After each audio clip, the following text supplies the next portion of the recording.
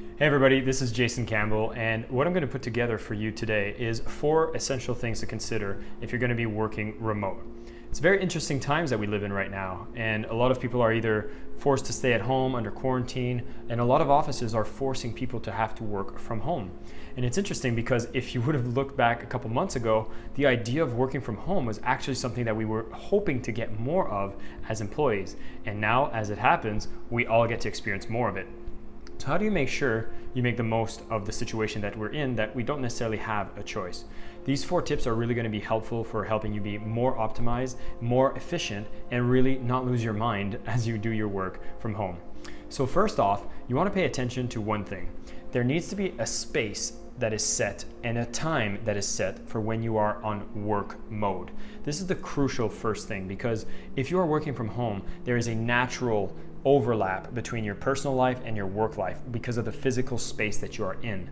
So what I highly recommend is you block off the time that you know you are on work mode, and you block out the time that you know you are not. It's so easy to get your life to completely consume itself with work time if this is what's happening within your home, and you need to have boundaries for yourself.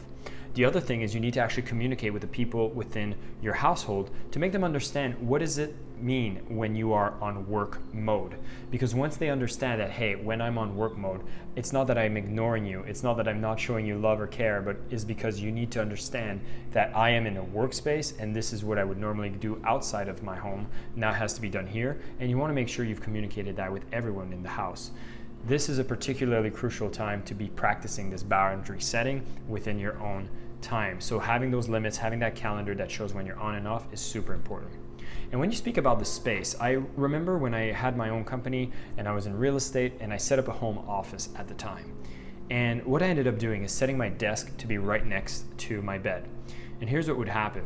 The moment I would get out of bed, I would jump on my computer, start working. And at night, I would keep working until the last minute of energy that I had and then go to bed and sleep. And during the times that I did sleep, I couldn't get enough rest because my mind was always thinking about work. And so even though you're setting limits within time, you also want to be conscious of the space that you set up as an office space. So in my home here where I'm isolated right now, I actually put a table, I have my screen, I have my laptop, and this is the space that when I sit here, this is my work mode. And I have it outside of my bedroom, which is a personal thing that I know that when I do, it allows me to understand that my bedroom is a sacred space for me to relax, sleep. And now I have this desk, this space that I set up as my office. And doing that physical delimitation also allows you to respect your time boundaries, and your spatial boundaries come naturally with that. And again, when you communicate with the members in your family about when you're sitting here, this is your work mode, it can become much easier for you to get locked in, dialed in, and really effective at getting your work done. Now, the second thing is really a question about technology and making sure that you're properly set up for remote work. Luckily, we're living at a time that a lot of things like cloud storage processes are all based on like Google Chrome or any other web browser. You can access a lot of the things that you would normally access in the workspace actually from home as well. So a couple essential things is maybe just making sure your internet connection is very well set up so that you can actually connect on any calls that need to be done, since a lot of your work is now going to be done remotely. When it comes to access to documents, if they were all stored on a local server, you're going to want to communicate with whoever's your IT leaders to see what are the ways you can access those files in a secure way. But if you're a smaller organization, possibly these are tools like Dropbox or Google Drive and many other file sharing services that allow you to access all the important documents that you need to move your work forward. If you have tools that allow you to work across projects together, such as Trello or Asana, this can really help you keep aligned with everyone else on the team on who's working with what. And also, tools like Office 365, Google Documents, they're all web-based now. Our emails, everything's web-based. And so you find yourself being much less limited by the technology to work from home than if this would have been something around 10 years ago. So this is actually a really interesting time to have us be all forced to work from home. But what you'll notice is very essential is you're going to become very concise and efficient on the way that you communicate, which actually brings me to the third point. You're going to need to over-communicate, because things like discussions around the water cooler, bumping into colleagues and exchanging ideas, or even having face-to-face meetings is not something we have a luxury of right now. But when you're working remote, you can recreate these environments very cool and in interesting ways. If you think about water cooler, it's kind of like a live chat environment. there's tools like Slack that's very popular that you can have everybody be on a community chat and everybody gets to have that conversation, so the cross-pollination of ideas can still happen in a virtual setting.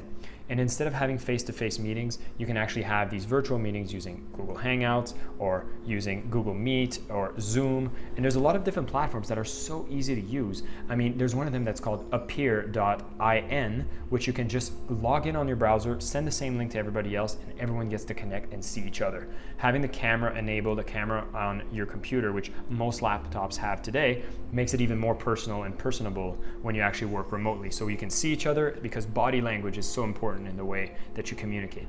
All this can be recreated digitally.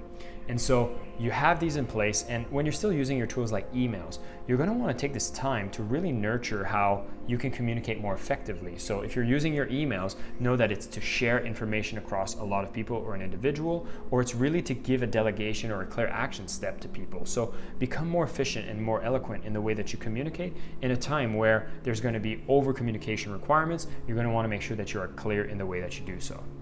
The final thing I want to highlight is really your self-care. Working from home can come with a lot of mental overload.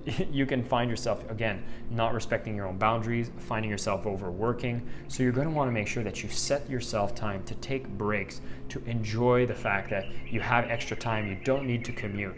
You can work on yourself. You want to stay active if you have a chance and you're not under strict quarantine, to maybe go and take a walk and just get some fresh air, get some sunlight. Because if you're just always staying indoors for your personal time, your work time, your eating time, it can become a little claustrophobic. So don't neglect your mental health. Reach out to the people you care about. Have some conversations.